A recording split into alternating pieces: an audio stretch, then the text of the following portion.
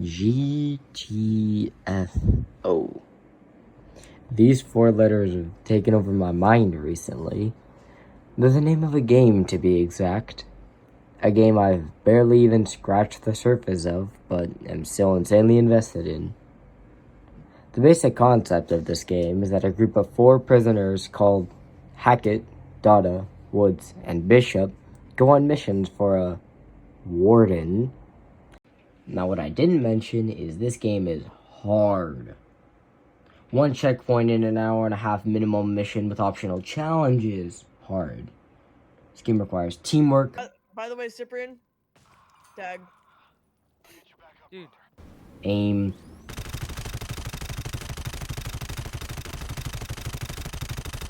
Dude, I swear to God, I swear to everything. I swear to everything. Dude! Strategy. Guns are for the weak. Communication. I need more beer! And not blasting your teammates' brains out. The reason I'm making this video is because I want to make others on this game soon. And, but just trying to get everyone kind of on the same page. Before we get too far into this guide, for lack of better terms, you might want to know some of the, well, terms in this game. Terminal. The terminal is a computer you can find around the place, which can have commands put into it. The ones to note are query, which tells you the general area of where something is. List, which lists the items you can find in a certain zone, perfect to find a certain ammo pack or health pack if you are low on a specific resource. Alarms are a group of swarmed enemies that immediately attack, unlike most enemies in this game, which are docile. Alarms have different classes. The higher the class, the harder it is. Stealth. Stealth in this game is necessary.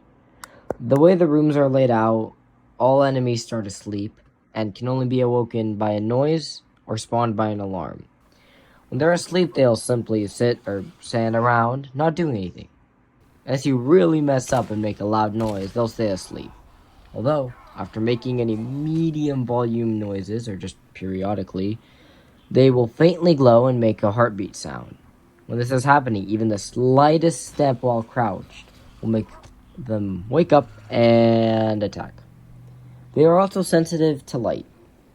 Now, to help you understand all the enemies in this game and what they do, I'll tell you their name, a nickname we give them, and a quick summary. Sleepers, or as we call them, plebs, are the basic enemies of this game. It only takes a few shots to the head and a few shots to the body to kill them with most ARs and stuff like that. Although anything powerful will either just one-tap it to the head or at least leave them on 1 HP. They attack with a melee attack or the occasional tongue, or a burst of projectiles with the disco head, also known as a shooter. Giants, or as we like to call them, bigs or big boys. Think of them as melee plebs, but if they had longer range on all their attacks, had way more health and did way more damage. Simply one sniper shot to the head, and they're dead. If you don't have a sniper, though, you'll have to not only shoot off its head, but a few of its limbs. Scouts, or more commonly known as feelers, the highlight of most missions, no doubt. The feeler starts off moving, but not aggro. Instead, they periodically stop and release tentacles. Shining a light for too long, touching a tentacle, or making too much sound will make the feeler retract its tentacle and become invincible. It will then scream, summoning an alarm and waking everything up. Then they turn into a much tankier shooter, that one blood variant that shoots burst. We deal with this enemy 2 ways. The first,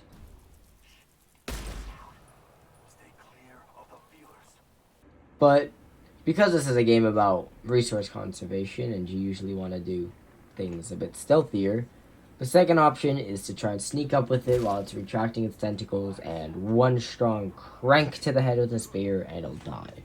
Now that you know a good amount about the game and how it functions, let me introduce you to the crew of bumbling idiots that decided that they could beat this game. Hackett, played by my friend Jaden, he has a YouTube link, is an Irishman. That's all I really know about him this far. Like I said, I've barely delved into this game as I'm trying to avoid spoilers. But anyway, Jaden's job is to deal with the front line of enemies with his often powerful weapons. Though his ammo usage is kinda high, that's not our main worry.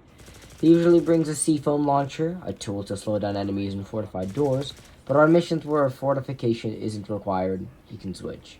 He's also the only one that brings a knife, a melee weapon much faster than the spear, which is what the rest of us use, making it much better at killing hordes, while struggling with mid to low health targets in range.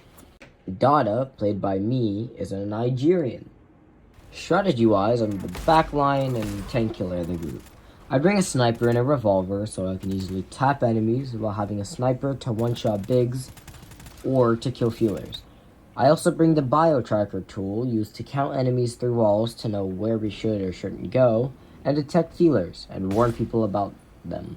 And also ping enemies to help with swarms and letting everyone know just how screwed we really are. Woods, played by my 6'3" basketball player friend Riker, he tends to just be a generalist, meant to hold off hordes and deal a good amount of damage to bigs. He brings the boom. Huh, weird. I thought there was supposed to be an explosion. And finally, Bishop, played by the one and only Capri Sun.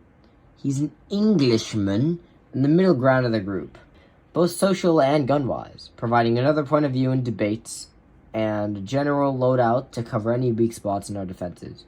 He brings a turret catered to whatever mission we're playing. Every mission is assigned a difficulty grading from A to E. The higher it is in the alphabet, the harder the mission. Everything I explained to you so far is just from the first 2 missions I've played, so there's still lots of enemies, mechanics, and all sorts of other things I haven't even heard about. Now, I do plan on posting videos of me and my friends beating the missions in the game. Only one problem: these missions are long and take a while to beat. Combine that with the fact that we need 4 people with different schedules and needing to all get on at the same time, it can be very hard to sit down and beat a level. Few last notes to end the video off on. The reason I've been uploading is mostly because of this game. I just stopped caring as much about the things that I started making videos on, like that Lethal Company one.